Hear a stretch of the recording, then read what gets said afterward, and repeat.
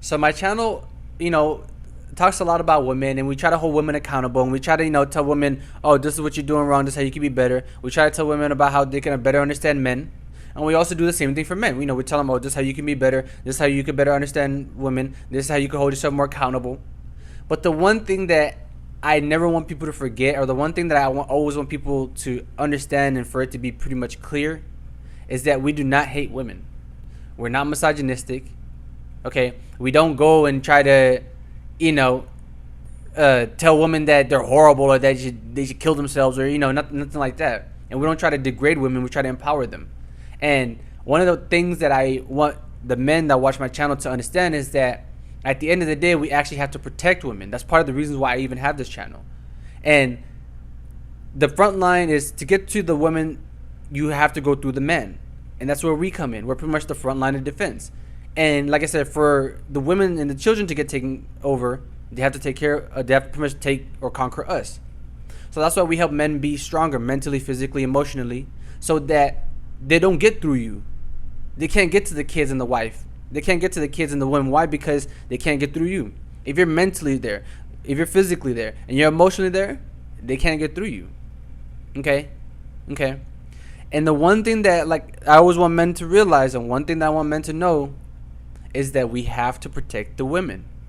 If we want society to not collapse, if we want our generation to keep going on and on and on, if we want to be able to see the future and have the best possible future, we have to protect women and kids. The kids are being indoctrinated at school. The kids are being indoctrinated everywhere on social media. And the person who can protect the kids, it's the woman. While you're at work, while you're providing for the family, the woman is the one that protects the kid. But in order for her to protect the kid, you have to protect her. If she's not protected, how can she protect the kid? If you're not protected, how can you protect her? You have to protect yourself so you can protect her so she can protect the kid. It's pretty simple.